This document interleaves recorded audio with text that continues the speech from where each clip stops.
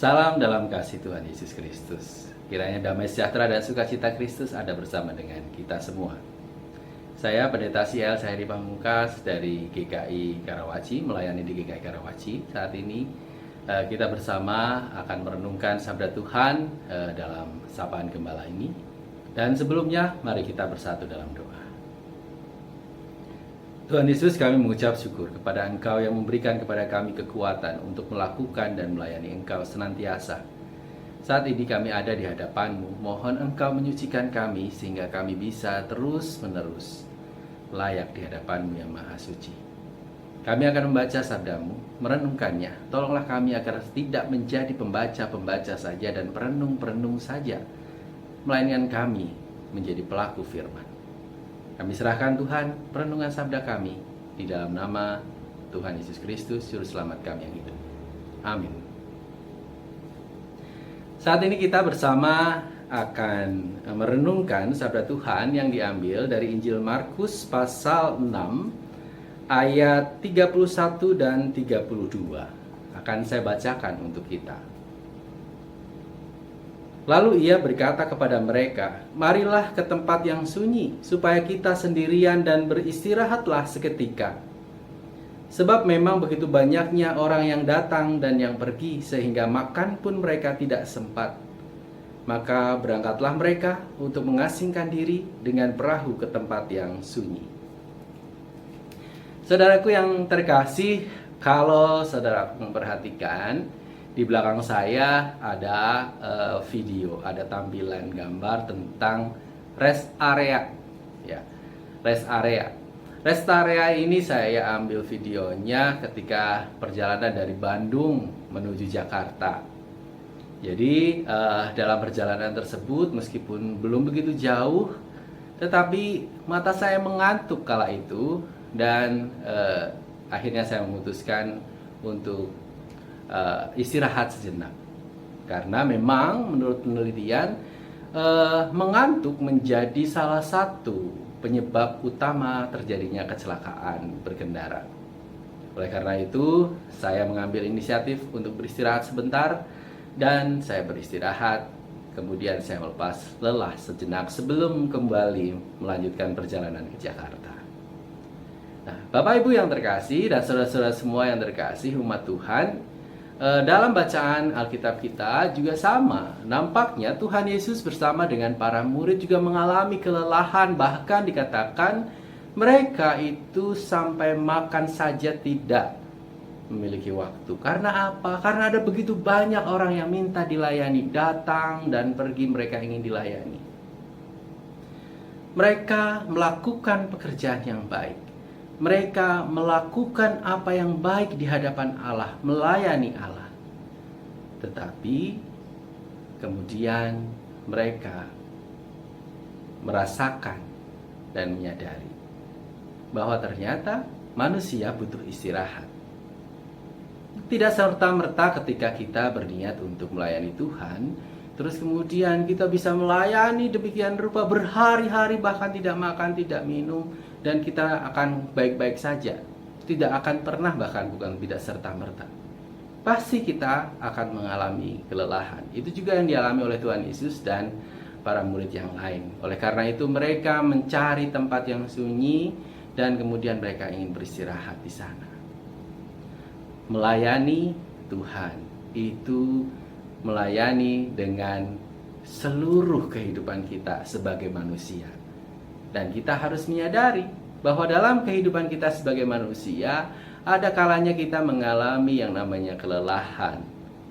Entah itu pelayanan kepada Tuhan di gereja, maupun pelayanan kepada Tuhan di pekerjaan, atau di rumah tangga, ataupun dimanapun juga, pasti kita akan mengalami suatu ketika kita mengalami yang namanya kelelahan. Oleh karena itu kita membutuhkan istirahat. Istirahat ini menjadi hal yang penting untuk kita lakukan. Seperti ketika saya berkendara, terus kemudian ketika saya mengantuk dan saya tidak beristirahat, maka yang terjadi apa? Saya bisa mencelakakan diri saya atau juga bisa mencelakakan orang lain. Demikian juga di dalam pelayanan dan dalam kehidupan kita seutuhnya. Jika kita tidak mengambil waktu sejenak untuk beristirahat, untuk mengembalikan energi kita, maka bisa jadi kita akan mengalami kelelahan. Dan tidak hanya lelah saja, tetapi kita akan menjadi orang yang mencelakakan sesama kita. Itu bahaya, saudaraku yang terkasih. Itu bahaya. Kita berniat untuk melayani sesama, tetapi karena sudah lelah sekali, mungkin sudah jadwalnya sudah beruntun sekian lama, dan kemudian kita sudah lelah, kemudian kita dipaksa lagi untuk melayani, dan kita memaksa diri untuk melayani. Akhirnya apa? Kita tidak bisa mendengarkan dengan baik, kita tidak bisa melayani dengan baik. Akhirnya orang-orang yang kita layani, mereka malah justru mengalami kekecewaan. Oleh karena itu, saudara-saudaraku yang terkasih, istirahat itu penting. Demikian juga di dalam kehidupan, contohnya ya, di dalam kehidupan pendeta, calon pendeta dan pendeta emeritus GKI Klasis Jakarta 1, karena saya ada di dalamnya. Jadi saya tahu. Kami pun menyadari bahwa kami membutuhkan teman di dalam pelayanan, dan kami membutuhkan supporting group untuk bisa melayani dengan baik. Oleh karena itu, meskipun jarak kami itu cukup jauh dari Banten, GKI Karawaci tempat saya melayani, sampai di GKI Arca Manik di Bandung, oleh karena itu kami tetap berupaya untuk apa? Untuk bisa bertemu sebulan sekali dengan semangat masing-masing, dengan keberadaan diri kami masing-masing. Kami bertemu dan kami belajar bersama, saling belajar, saling mengajar, berbagi pengalaman, dan setelah itu kami bisa berbagi juga tentang persoalan yang sedang dihadapi, dan bisa kembali lagi ke jemaat dengan semangat yang baru. Bagaimana dengan Anda atau kita semua yang adalah misalnya keluarga, bagian dari keluarga saja? Misalnya kita tidak melayani di gereja, tidak sebagai penatua, tidak sebagai pendeta, tetapi kita adalah suami yang bekerja dan istri yang sebagai rumah tangga, ibu rumah tangga misalnya. Apakah itu juga bisa mengalami kelelahan? Pasti. Seorang ibu rumah tangga akan mengalami kelelahan karena apa? Tiap hari dia bertemu dengan cucian, bertemu dengan masakan lagi, kompor lagi, anak lagi yang nangis-nangis, belum bertemu dengan situasi-situasi sulit karena persoalan ekonomi dan persoalan yang lain. Setiap hari seperti itu, lelah, jenuh.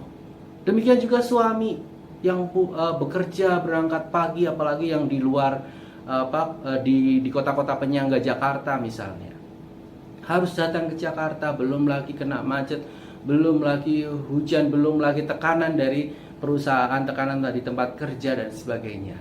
Lelah pasti akan melanda baik suami atau istri. Oleh karena itu, beristirahat itu penting.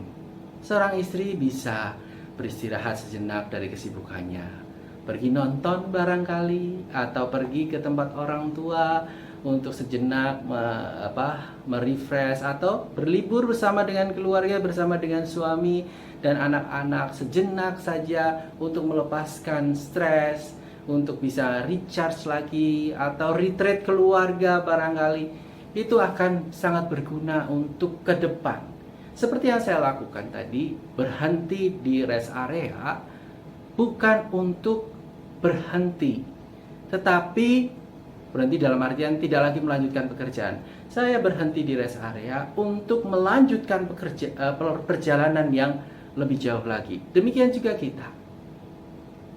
Rest area kehidupan kita itu perlu kita ciptakan, kita adakan.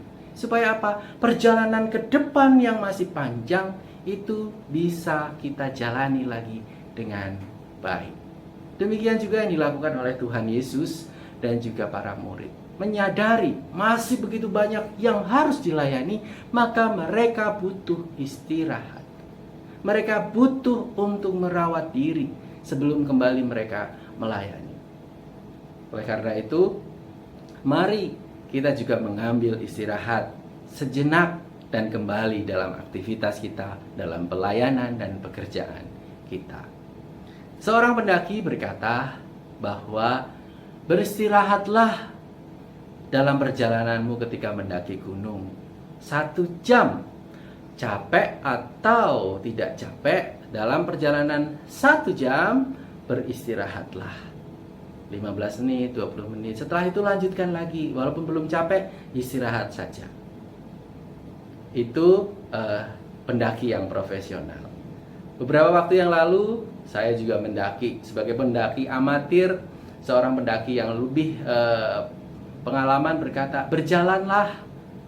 Berjalan 20 banding 5, 20 langkah, terus berhenti 5 hitungan, 1, 2, 3, 4, 5. Jalan lagi 20, 1, 2, 3, 4, 5 dan seterusnya.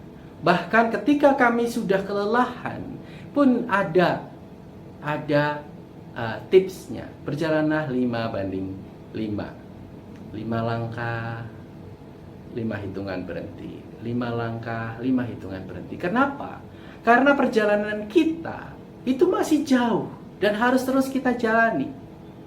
Merawat tubuh dengan baik, merawat hati dengan baik, merawat rohani dengan baik dalam istirahat. Kehidupan kita itu akan membuat kualitas hidup kita semakin baik. Kiranya renungan kita pada saat ini semakin menguatkan kita bagi kita yang sedang merasakan keletihan. Kiranya Tuhan juga menguatkan dan kiranya kita memiliki kebijaksanaan untuk mengatur waktu dengan baik. Tuhan memberkati. Mari kita berdoa. Tuhan Yesus, kami mengucap syukur karena Engkau memberikan contoh teladan bagaimana kami harus hidup sebagai manusia yang harus menyadari bahwa kami bisa lelah, bahwa kami membutuhkan istirahat dan kami membutuhkan energi untuk bisa melanjutkan kehidupan kami, perjalanan kehidupan kami. Perjalanan kami bukan perjalanan yang sebentar ya Tuhan. Oleh karena itu tolonglah kami agar mampu membagi waktu kami dengan baik, sehingga perjalanan yang tidak sebentar ini bisa berkualitas. Perjalanan hidup, perjalanan pelayanan, perjalanan keluarga kami, perjalanan pekerjaan kami tidak sebentar. Oleh karena itu, terus bimbinglah kami agar memiliki perjalanan yang berkualitas dengan tetap mempertimbangkan segala sesuatu bersama dengan Tuhan. Kami mengucap syukur Tuhan atas pertemuan kami di Sapaan Gembala ini. Biarlah kasih-Mu, damai-Mu, sejahtera-Mu ada bersama dengan kami dari saat ini sampai selama-lamanya. Amin.